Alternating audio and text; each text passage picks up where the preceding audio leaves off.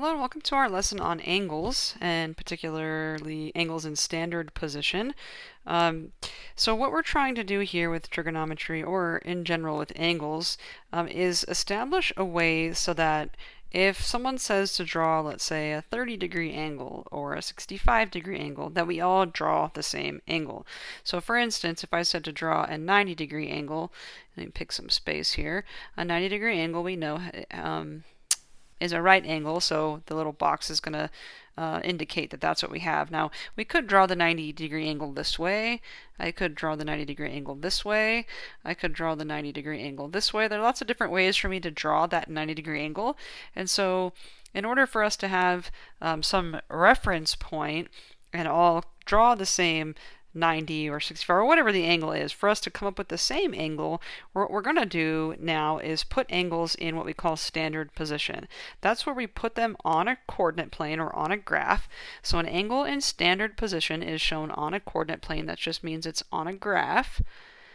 And the x and y axis then become reference for us. Okay, so when we draw an angle in standard position, when we draw an angle on a graph on the x and y axis, we are going to put the vertex of the angle at the origin. So when we make an angle, this point here where the angle bends is called the vertex. We want that to be at the origin of our x and y axis.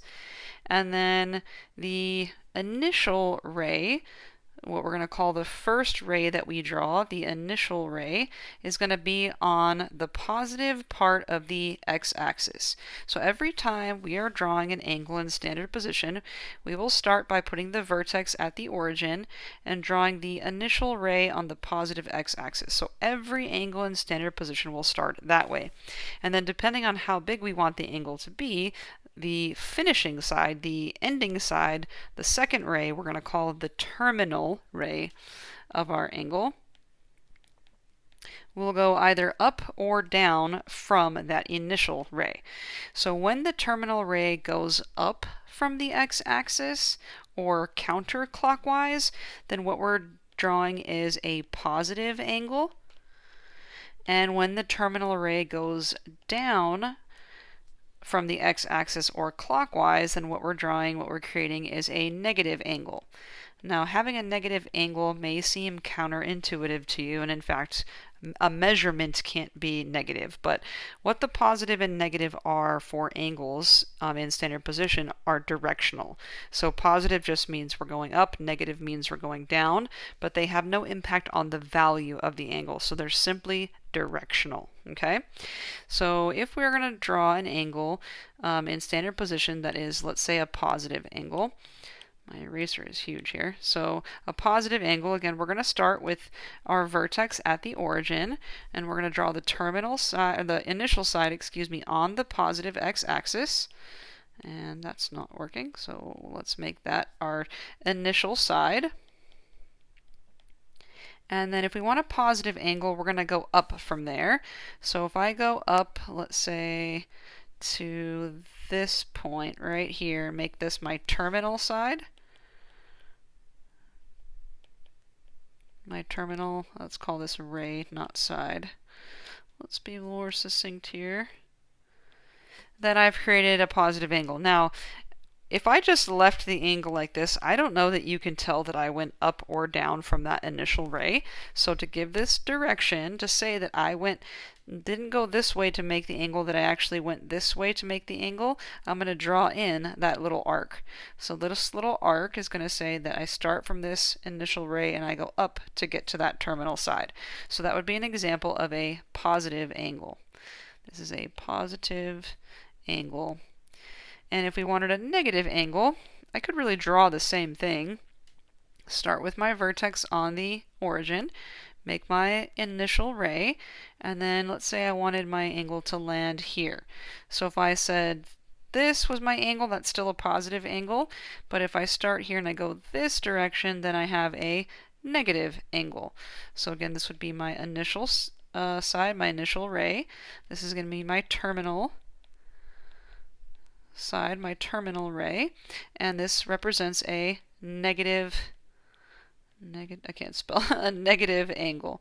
All right, so positive means we're going up from the x-axis, negative means we're going to go down from the x-axis. But every ray starts on the positive x, or every angle starts on the positive x-axis, and then the sign just tells you which direction to go from there. Okay? So that's an angle in standard position. Now there are a couple of relationships between pairs of angles that we should know. Some review from geometry, although it's probably been a while since you've heard some of these words. But if we have two angles that add to 90 degrees, if I cut a 90-degree angle into two or more, actually, if we have any group of angles that add to 90 degrees, those are called complementary angles. Complementary. So if, for example, I had a 90-degree angle, so we have an angle here, or a ray here, making that 90-degree angle, but I cut that into two, where let's say that this is, I drew that one kind of long, let's say that this is a, I don't know, 42-degree angle, and let's say this is a 48-degree angle.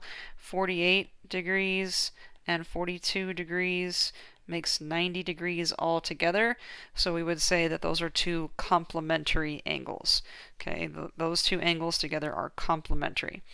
If we have two angles that add to make 180 degrees, if they make 180 degrees total, then we call those supplementary angles. Supplementary angles. So again, they make 180 altogether. So an angle that measures 180 degrees, let me just draw this again. 90 degrees, 180 degrees is going to be a straight line, a straight angle. That's what measures 180. Now if I cut that into two, let me draw an angle here, or right here to create that angle. Let's say this is a 65-degree angle, and then let's say over here we have a 115-degree angle. That 115 and 115 and 65, that makes 180 altogether. So that would be an example of two supplementary angles. Now we're not going to see a ton of that, although that's something that you should know. The one that we're going to encounter more is a relationship we call coterminal. So if two angles have opposite signs, if they have opposite signs and they start and stop at the same place, then they are called coterminal angles. And I'm just going to star this one because it's a little more important and a little more useful in our actual trig that we're going to be working on. So we're looking at angles that have opposite signs that start and stop in the same place. So let me draw an example for you here. Okay, well, let's draw an angle, and let's say this is our angle here. Okay, there are actually two angles that are created, right? There's the positive version of this angle, where we would go up from here to here, and that would be 90 degrees. Or there's the negative version of this angle. If I go down and I end here, then I'm looking at negative 270 degrees. Okay, because they start and stop at the same spot. One is positive, one is negative. Those are what we call coterminal angles. And if we add the absolute value of our coterminal angles, we should end up with a full circle, or 360 degrees. So if I take the 270 and the 90, I get 360 altogether. I get a full circle. Okay, 360 degrees is what we have in a full circle. Now I know one's negative there, but remember that's just directional. So I have a 270-degree angle that went down. I had a 90-degree angle that went up, but 270, 90 makes again 360. Okay, so that would be an example of two coterminal angles. All right, now let's practice. We're going to practice drawing some more angles, but I just want to give you kind of a general idea on quadrants, and then positive angles, and quadrants and negative angles. So if you recall, when we label the quadrants on a graph, we would call this quadrant 1, this is quadrant 2, quadrant 3 here, and then quadrant 4 here. When we draw a positive angle, let's say this guy right here, this is 90 degrees, right? So we're going to say that this is a 0-degree angle. If we didn't move at all, so if I drew my initial and terminal ray on the x-axis, we would have no angle there. Now if I go up here, then I would have my 90-degree angle, right? That means in quadrant 1, I have positive angles between 0 and 90. So in quadrant 1, anything between 0 and 90 degrees, we'll just say 0 degrees to 90 degrees, but not including the 0 and the 90, then I'm looking at quadrant 1. And then if I went here and added another 90 to my 90, then this angle all by itself, right, that's a straight angle. This would be exactly 180 degrees. So if this is 90 and the negative x-axis is 180, then in quadrant 2 we have everything that's between 90 and 180. So this is going to be 90 to 180, again not including, but between 90 degrees and 180 degrees. Okay, and then if we add another 90 to 180, then this mark right here is going to be 270 degrees. So in quadrant 3, it's going to be everything that's between 180 and 270. And then lastly, 0 degrees and 360 degrees are the same spot. So if I don't move at all, or if I go a full circle, I'm going to land on the positive x-axis. So then in quadrant 4, we're looking at angles between 270 and 360. Okay, not including 270 or 360, but between. Now the negative works the same way, just the opposite direction. So in the negative, let me just change colors here. And in the negative, this is still going to be 0. This would be negative 90. This would be negative 180. This would be negative 270. And this would be a negative 360. So 0 degrees, positive 360 degrees, and negative 360 degrees, those are all the exact same place. And then you could see positive 180, negative 180, those are the same place. And we can see that positive 270, negative 90, those are the same place. And we can see that negative 270 and positive 90, those are the same place. Those are all examples of pairs of coterminal angles. So negative angles that are between 0 and negative 90 are going to be in quadrant 4. So in quadrant 4, if it's a negative angle, it's going to be between 0 and 90.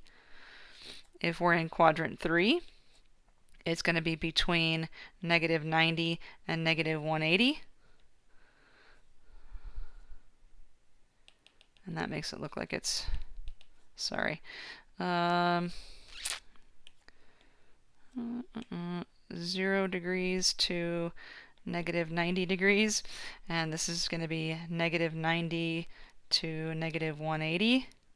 In quadrant 2, we're looking at negative 180 to 270, negative, and then lastly in quadrant 1 is going to be negative 270 to negative 360. Okay?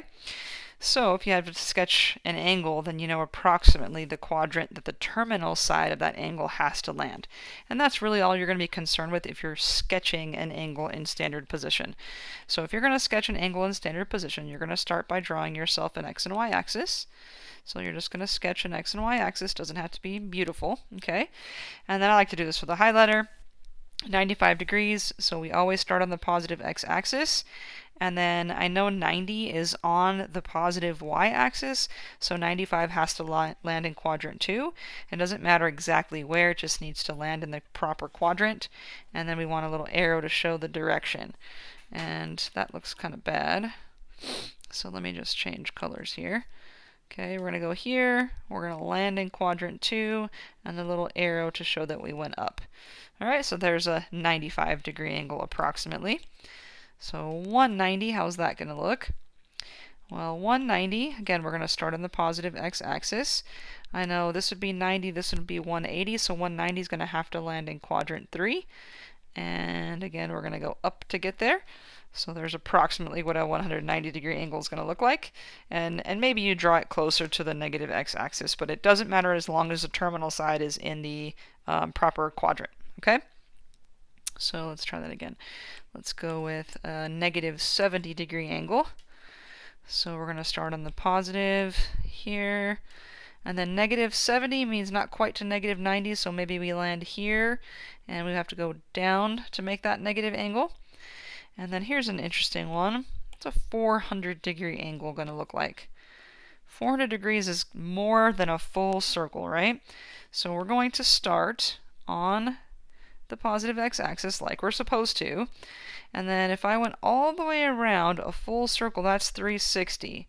Now 400 degrees, if I take away the 360 that I've already gone, that means I have 40 more degrees to go. So I have to go a little bit further and land in that first quadrant again. So I have a 360 and then an additional 40 to get to that 400 degrees total, if that makes sense. I know that's really squished in there. Okay? So sketching an angle shouldn't be too bad. Again, just make sure that your terminal array is in the right quadrant. Finding complements and supplements. Remember, complementary angles make 90. Supplementary angles make 180. So to find the complement and supplement of an angle, you're just going to subtract from 90 or 180. So for 75, the complement would be 90 minus that 75, which is going to be 15 degrees. 15 degrees. The supplement would be 180 minus the 75, which would make it 105 degrees. And then for 32, the complement would be 90 minus the 32, which would be 58 degrees. The supplement would be 180 minus the 32, which is going to be 148 degrees. Let's see, 50, 80. I'm just making sure I'm adding correctly here. I've been known to do sillier things. So 70. Okay, good. And by all means, use a calculator. Okay. Now, finding an angle that is coterminal is similar, right? We want to make 90 for complement. We want to make 180 for supplement. We want to make 360 for coterminal, but we have to change our signs. Remember, one has to go up and one has to go down. So I'm still going to use that 360 mark, okay? Coterminal means we're making a full circle. So that's going to be 360, okay? If I have 360 and I take away the 95 that I went up to get to, that's going to leave me with, taking away 100 would be 260, so 265, okay? So one goes up 95 degrees, the other is going to go down 265 degrees. They will land in the same spot. So coterminal to 95 would be a negative 265, okay? Or 190, again, take 360, subtract the 190. That's going to leave me with 170. And so I'm going to go up to get to 190, one direction. I'm going to go down to get to negative 170 the other direction. That's going to complete the circle. So that's going to give me 170 degrees negative. Again, one goes up, one goes down. Now, negative 70, again, take your 360, subtract out 70. That's going to leave you 290 degrees. Now this one's going to be positive because we started with a negative angle. So 90 and 270 makes our full circle. 70 we go down to get to, 290 we go up to get to, but they will land in the same spot. So this one's going to be a positive 290 degrees. And then the tricky one here is 400 degrees. Okay. Now what happens with 400 degrees is we go beyond one circle. So what we have to do is finish the second circle. So if I take the 360 away, the one circle that's already happened here, we saw this earlier, right? There's 40 degrees left in the second circle. So what I need to do is complete that one. So if I take 360 and subtract 40, that means I have another 320 to go to get to the next full circle. So if positive or 400 is positive, excuse me, that the next angle has to be negative. So we're going to look at a negative 320 to make that happen. And again, if you want to sketch this out, we kind of saw this in the last one, but it's tricky, I understand. You're going to start here, 400, goes all the way around, and then it goes another 40 degrees, right? So 400 and another 40. So the question is, what negative angle starts in the same spot and lands in the same spot? So a negative angle would be starting here and ending here. And again, that's going to have to be 320 degrees. 320 and 40 would make that full circle, if that makes sense. Okay? Hopefully that's making sense. And you're not going to see a ton of those, but mostly they're going to be in the one circle range, but hopefully that's all kind of coming together. And then the last little set here before I show you another definition is just determining where the terminal side of each angle is going to land. So being able to visualize or sketch it out and then tell me where would the terminal side of a negative 100 degree angle land. So a negative 100 degree angle, what does that look like?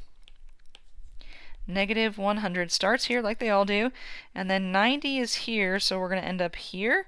So a negative 100 is going to look like this, which means that terminal side lands in quadrant 1, 2, 3. So quadrant 3. Okay, 285.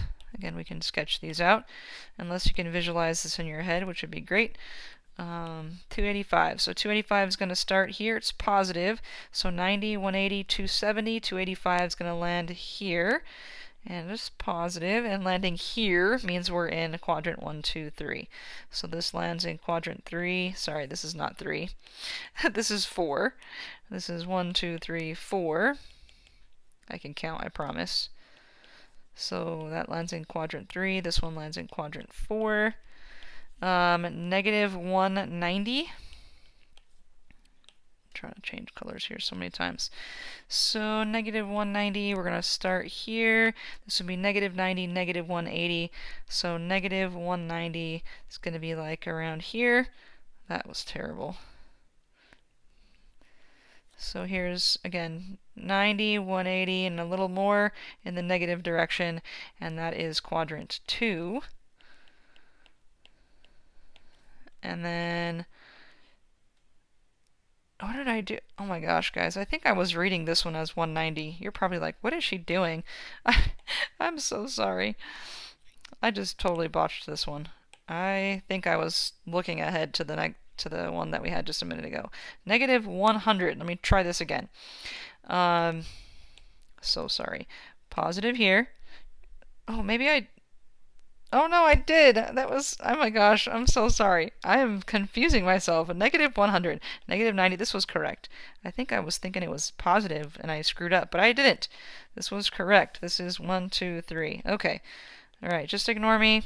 I'm having my moment. Alright, so we're good. Let's go to 720 before I mess something up again. 720 is how much? So full circle, right, we're going to start here. Full circle would be 360. Another 360 would land me right here. So that's what a 720 degree angle would look like. That would be 2 full circles, right?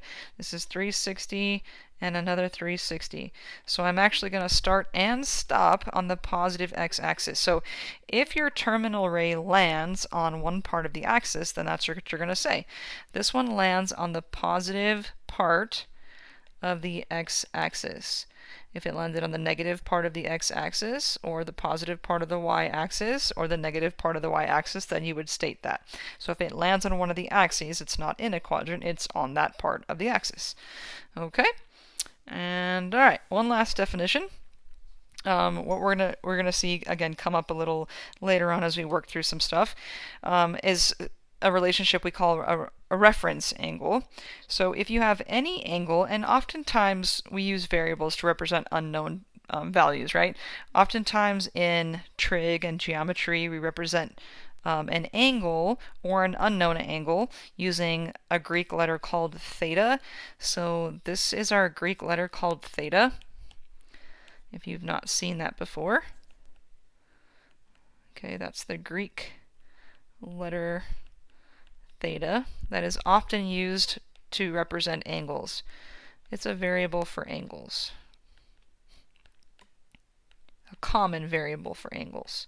We could still use x, it's a preferred thing, okay? Not my decision, so I'm the messenger here. But if we have any angle that's in standard position, the reference angle, which we're going to call theta prime, that is associated with that angle, is formed by the x-axis and the terminal side.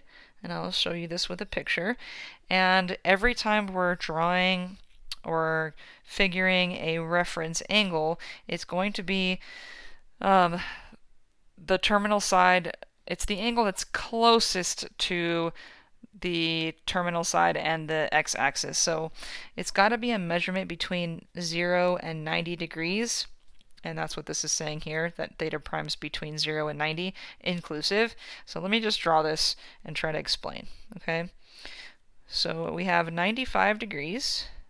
45 degrees in this first example.